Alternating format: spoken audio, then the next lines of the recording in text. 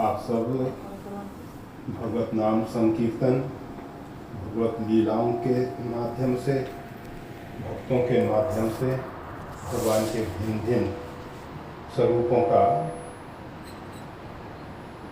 आनंद ले रहे थे। भगवान ने ये जो भूमंडल पे हम सबको भेजा है, उसके पीछे एक ही उद्देश्य है। बहुत से लोगों के मन में विचार होता है कि परमात्मा ने इस सृष्टि का सृजन क्यों किया। हम सब ने इस संसार को दुखालय बना रखा है। परमात्मा ने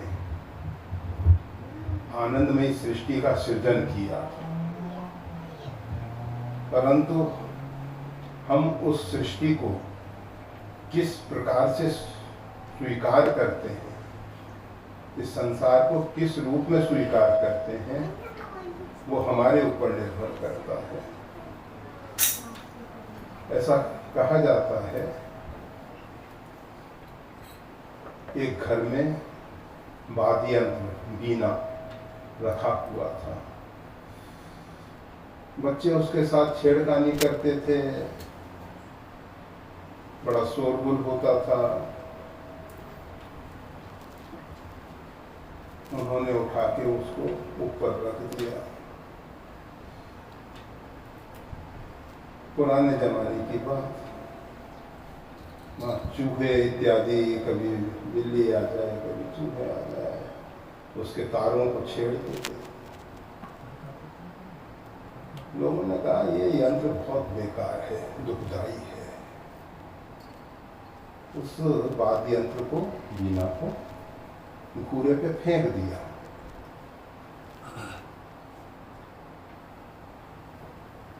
एक दिन भगवान का कोई प्रेमी भक्त, संगीतकार, गायक उधर से निकला और उसने उस वीणा को उठाया। वीणा को उठा के उसके तार सही किए और जब उसने गीत गाने शुरू किए, भीड़ इकट्ठी हो गई और सब लोग मंत्रमुग्ध होके श्रवण कर रहे थे, उसका आनंद ले रहे थे। उस परिवार के लोग भी वहां पहुंचे जिन्होंने उस वीणा को बाहर फेंक दिया। उन्होंने देखा, अरे ये तो वही वाद्य यंत्र है जिसको हमने दुख और अशांति का स्वरूप मान के फेंका था। इस संसार में बहुत से ऐसे लोग हैं जो संसार के तार को सही करके उससे सुमधुर संगीत निकालना नहीं जानते। ये संसार में भी पहले हमको उसके तार को सही करना होता है। अत्यंत ढीले होंगे तार, संगीत नहीं निकलेगा। अगर तार बहुत कस दिए जाएंगे तो भी संगीत तो नहीं निकलेगा, तार टूटने की संभावना पूरी है। हमको किस स्थिति में रहना चाहिए वो हम नहीं जानते। संगीत एक माध्यम है, थोड़ी देर के लिए आप तन्मय हो गए, अर्थात आप बाह्य जगत से अलग हो गए। संगीत परमात्मा तक पहुंचाने का एक माध्यम है। प्राचीन समय से आपने सुना होगा, देखा होगा, जितने भक्त हुए वह भगवान के नाम संकीर्तन में अथवा भगवान की भिन्न भिन्न प्रकार की लीलाओं का गान करते रहे। और श्रीमद् भागवत में आता है, भक्ति, नवदा भक्ति में श्रवणम कीर्तनम, ये जो भगवान की कीर्ति का गान है, भगवान की लीलाओं का गान है, भक्तों का जो एक अंदर का आनंद है, वो जब उभरता है, कोई उसके लिए उसके पास शब्द नहीं होते हैं, तो जो पुराने भक्तों ने गीत गाए हैं उनको हम दोहराते हैं। और आपको शायद मालूम होगा, गीत गोविंद, गीत गोविंद एक बालिका बैगन के खेत में, रेंगना खेत में जाती है और वहाँ गीत गोविंद गाती है। उसको सुनने के लिए जगन्नाथ भगवान वहाँ पहुँचते हैं। पुजारी भोग के लिए भगवान का आह्वान करते हैं। भगवान का बिगड़े भाग खड़ा दिखाई देता है, परंतु भगवान उसमें नहीं है। वो जो परम चेतना है वो खेत में बालिका के गीत सुन रही है। जब पुजारी ने आह्वान किया मंत्रों के द्वारा, तो भगवान मंत्रों के अधीन है। वहाँ पहुँचे तो देखा पुजारी ने कि भगवान के वस्त्र में कांटे लगे हुए हैं। ध्यान करके मालूम पड़ा कि भगवान गीत गोविंद सुनने के लिए वहाँ पहुँचे थे। बस पुजारी ने उस परिवार वाले व्यक्तियों से संपर्क किया, कहा कि भाई आपकी बच्ची जो है नित्य प्रति भगवान को गीत गोविंद सुनाए। वो एक व्यवस्था दी गई। तो ये जो भगवान के प्रति या भगवान की लीलाएं, गीत गोविंद में भगवान की कुछ मधुर लीलाएं हैं। वैसे गीत गोविंद पढ़ने का हर एक व्यक्ति को अधिकार नहीं है। क्यों नहीं है? क्योंकि जो भगवान के प्रति, भगवान श्री कृष्ण के प्रति परमात्मा का भाव नहीं रखते, उनकी दृष्टि में वो भगवान की साधारण लीलाएं हैं और वो उनको देख के मोहित हो जाते हैं। राम देख सुनि चरित तुम्हारे, जड़ मोही बुध होई सुखारे। जो बुद्धिमान व्यक्ति हैं वो तो सुखी होते हैं, आनंदित होते हैं, आह्लादित होते हैं। और जो मतिमंद हैं, मोहवश हैं, मोह ज्ञान में फंसे हुए हैं, भ्रांत धारणाओं ने उनके ऊपर अधिकार कर रखा, वो मोहित हो जाते हैं भगवान की लीला सुन के। इसलिए गीत गोविंद का अधिकार सबको नहीं है। रास पंचाध्यायी भगवान श्री कृष्ण की विशेष लीलाएं, रहस्यमयी लीलाएं, अत्यंत मधुर लीलाएं जो हैं,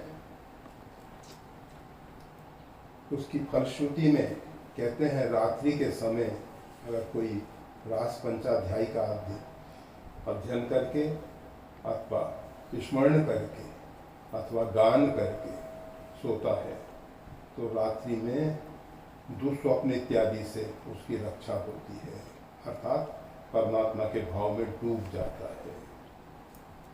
गीता में भगवान ने कहा वेदा नाम साम वेदो अश्मी, वेदों में शाम वेद, प्राचीन वेद जो है ऋग वेद है। वैसे वेद पहले एक ही था, भगवान वेद व्यास ने। कृष्ण द्वैपायन उनका नाम, कृष्ण मतलब बहुत काला शरीर था उनका, इसलिए उनको कृष्ण कहा गया। द्वीप में उनका जन्म हुआ था, इसलिए उनको द्वैपायन किया गया।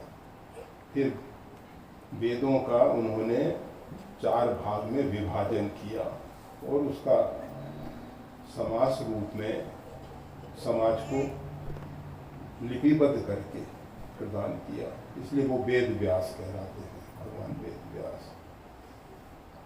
उन्हीं के द्वारा रचित महाभारत है और महाभारत का एक अंश श्रीमद् भगवत गीता है। तो भगवत गीता महाभारत के अंतर्गत है। बहुत से लोग कहते हैं महाभारत घर में नहीं पढ़ना चाहिए, परंतु नित्य प्रति गीता स्वाध्याय करते हैं। गीता सुगीता कर्तव्या कि मन्य शास्त्र विस्तर ही, अन्य शास्त्रों के विस्तार की क्या जरूरत है, गीता को ही अपने जीवन में उतारो। तो उसमें भगवान कहते हैं वेदा नाम साम वेदोश, वेदों में सामवेद मेरा स्वरूप है। ऋग्वेद प्राचीन है, सबसे प्राचीन ऋग्वेद माना जाता है, अर्थात उसकी जो ऋचाएँ हैं वो बहुत प्राचीन है। ये अपौरुषेय है। वेद जो है किसी व्यक्ति की मगज की मस्तिष्क की उपज नहीं है। कि वेद जो है भगवान के मुखारविंद की वाणी है, और वो जो वाणी है तरंगों के रूप में अंतरिक्ष में टिकी हुई है। जब कोई ऋषि साधना काल में उस स्तर तक पहुंचता है तो वो वैदिक ऋचाएँ जो हैं प्रकट हो जाती हैं, अर्थात दिखाई देती हैं। वो दृष्टा कहलाता है। हमारे वेद के ऋषि जो हैं दृष्टा कहलाते हैं। उसमें आजकल लोगों ने तो बहुत भ्रांत धारणाएं फैला दी हैं कि वेद का अधिकार महिलाओं को नहीं है, अमुक को नहीं है, अमुक को नहीं है। परंतु 26 महिलाएं वेद की दृष्टा ऋषि हैं। पर समाज जैसा है, जो भी है जैसा भी है, ठीक है। तो सामवेद को ही भगवान ने अपना स्वरूप क्यों कहा? अन्य वेदों को, ऋग्वेद है, अथर्ववेद है, यजुर्वेद है, उनको क्यों नहीं कहा? सामवेद को ही क्यों कहा मेरा स्वरूप है? सामवेद गाया जाता है। तो ये जो संगीत है ये परमात्मा तक पहुंचाने का एक माध्यम है। जब हम उसमें तन्मय होते हैं, तल्लीन होते हैं, हम बाह्य जगत से अलग हट जाते हैं।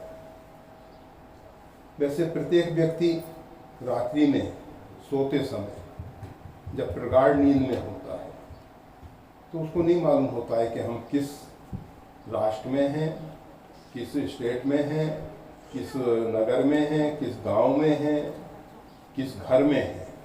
यहाँ तक कि उसके नज़दीक जो सो रहा है उसका भी उसको बोध नहीं होता है। मौसम ठंडा है, गर्म है, उसका भी बोध नहीं। उसके मन बुद्धि पूर्ण रूप में शांत होते हैं। उस समय उसको परमात्मा का सानिध्य मिलता है। सुषुप्ति में हृदय रूपी गुहा में जीवात्मा और परमात्मा प्रत्यक्ष रहता है, और जीवात्मा उस परमात्मा का सानिध्य पाके एक विशेष प्रकार की ऊर्जा प्राप्त करता है। और जब प्रातः काल उठता है, आज बहुत अच्छी नींद आई, मन प्रसन्न है, उसका चित्त प्रसन्न है। जिस दिन प्रगाढ़ नींद नहीं आती है उस दिन शरीर बेकार दिखाई देता है, आदमी सो नहीं पाए, सही नींद नहीं आ पाई। प्रगाढ़ नींद में जो सुषुप्ति में परमात्मा का सानिध्य मिलता है, उससे उसको स्फूर्ति मिलती है, उमंग मिलती है, उत्साह होता है। इसी प्रकार से ये जो संगीत के माध्यम से हम जितने काल में तुरीय अवस्था में पहुंचते हैं, योगी योग साधना के द्वारा तुरीय अवस्था में पहुंचता है। ये जो तुरीय अवस्था है, जागृत में सुषुप्ति वाली स्थिति पैदा हो जाती है। जब हम जागे हुए हैं और उस स्थिति में जो सुषुप्ति में हम प्रवेश करते हैं वो स्थिति पा लेते हैं, उसको कहते हैं तुरीय अवस्था। वैसे वो परमात्मा तो तुरीयातीत है और तुरीया से भी परे है, परंतु उसका सानिध्य का जो आनंद है वो तुरीय अवस्था में प्राप्त हो जाता है। तो आप चाहे योग साधना के द्वारा, उसमें भक्ति योग हो, ज्ञान योग हो, कर्म योग हो, निष्काम कर्म योग हो, अथवा संगीत, किसी भी माध्यम से आपको तुरीयावस्था में पहुंचना होता है। आज बहुत से लोग कहते हैं इतने साल हो गए जब करते हुए कोई परिवर्तन नहीं दिखाई दे रहा, इतनी साधना करते हैं, इतना समय व्यतीत करते हैं, कोई परिणाम नहीं आ रहा, न हम में कोई परिवर्तन आ रहा है। वास्तविक में वो साधना में उतरे ही नहीं है, तुरीयावस्था में प्रवेश ही नहीं हो पाया है। और जिस दिन तुरीयावस्था में वो प्रवेश करेंगे उस दिन से उनको भजन का आनंद मिलेगा, और भजन का आनंद मिलके फिर वो चाहेंगे कि अधिक से अधिक समय भगवान शंकर लागी समाधि अखंड अपारा, बीते संवत सहस 87,000 वर्ष व्यतीत हो गए भगवान समाधिष्ठ। वो आनंद है शंकर सहज स्वरूप समारा। जब भगवान शंकर ने अपने सहज स्वरूप का स्मरण किया तो उससे जो आनंद मिला और उसमें वो जो निमग्न हुए, डूबे, इतना लंबे काल के लिए डूब गए, इतने लंबे काल के लिए, वो तो कठिनाई से भगवान को जगाया गया, समस्या आ गई थी जो कि वो सब आनंद इसी संसार में मिलने वाला है। ये संसार दुखदाई नहीं है, हमने इसको दुखाले बनाया है। परमात्मा ने आनंदमय सृष्टि का सृजन किया। हम हमेशा कहा करते हैं उत्पत्ति जो होती है सजातीय होती है, विजातीय नहीं होती है। हाथी से हाथी पैदा होता है, मानव से मानव होता है, अन्य अन्य जितने भी 84 लाख प्रकार के शरीर हैं उसमें जो भी उत्पत्ति होती है सजातीय होती है, विजातीय नहीं होती। ये तो जातीय आजकल लोगों ने, रावण ने वरदान मांगा, उसमें कहा गया हम काहू के मरही न मारे, बानर मनुज जाति दुई बारे। मानव एक जाति है, उसमें ये जो और जो विभाजन कर लिए गए हैं, ब्राह्मण हैं, क्षत्रिय हैं, वैश्य हैं, और उसमें भी बहुत बहुत शाखाएं। परमात्मा की तरफ से मानव जाति, तो मानव को परमात्मा ने कुछ विशिष्ट अवसर देकर इस पृथ्वी पे भेजा। परमात्मा की वैसे 84 लाख प्रकार की प्रतिमाएं हैं, कृतियां हैं। प्रकृति शब्द का अर्थ होता है प्रकृष्ट कृति। परमात्मा की ये सब कृति है, जैसे सृष्टि उपाय त्रिविध उन्नाई संग सहाय न पूजा। भगवान ने सृष्टि का विस्तार किया है। तो ये सृष्टि जो है आनंदमयी है। इस सृष्टि को दुखाले नहीं बनाओ, इसको आनंद के रूप में भगवान ने बनाया है। हम सबको उसी रूप में इसका सेवन करना है। इसको बिगाड़ो मत। जो भगवान ने जीवन दिया है उसको, और छोटा जीवन है। ब्रह्मा जी के विषय में कहा जाता है कि उनकी आयु जो है चतुर्युग सहस्रानि दिनम एकम पितामह। 4 युग 1,000 बार व्यतीत होते हैं तो पितामह का 1 दिन होता है, और उस हिसाब से वो 100 वर्ष जीते हैं। एक बार लोमस जी जो है इंद्र के सामने से निकल रहे थे, उनके बगल में उनका आसन गोल करके वृक्षार्म इत्यादि रखा हुआ था। इंद्र उस समय विश्वकर्मा से अपने महल का विस्तार करवा रहा था। विश्वकर्मा परेशान, रोज नई नई, इसमें ये सुधार करो, इसमें ये सुधार करो, इसमें ये सुधार करो। विश्वकर्मा परेशान, कार्य तो बहुत जल्दी कर देता। लोमस जी को देख के इंद्र ने चरणों में वंदन किया, दंडवत प्रणाम किया। कहा भगवान आप अभी कहाँ पधार रहे हैं? अगर कृपा करें तो कुछ समय यहाँ विश्राम ले लें।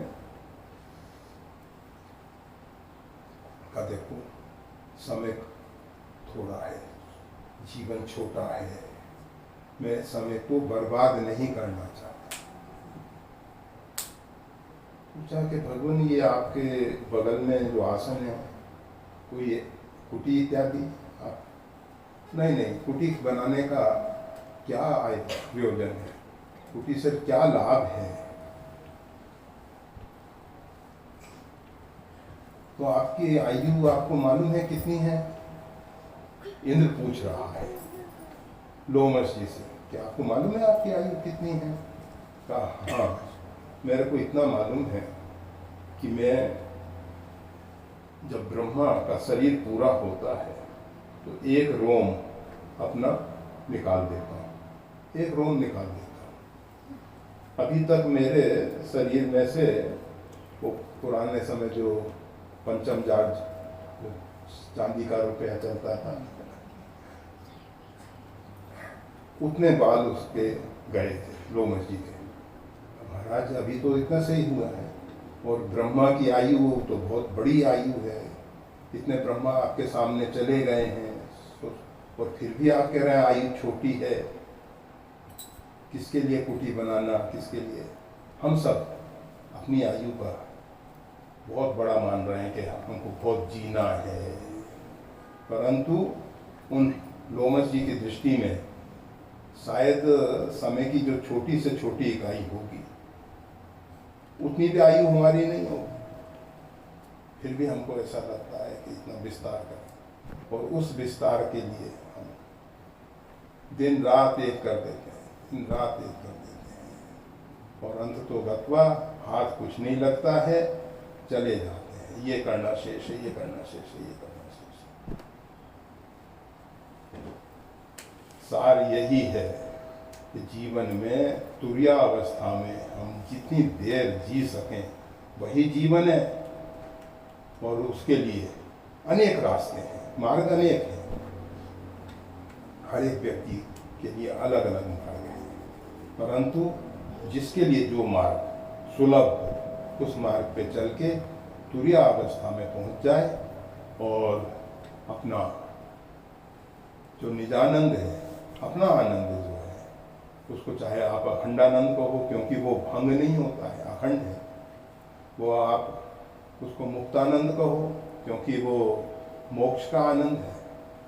उसको चाहे आप परमानंद कहो, जो भी शब्द देना चाहोगे, उसमें आपको जीवन जीना है। उसके लिए भगवान ने आपको ये संसार बना के दिया है, उसी के लिए आप और हम सब यहाँ पृथ्वी पे आए हैं। तो बस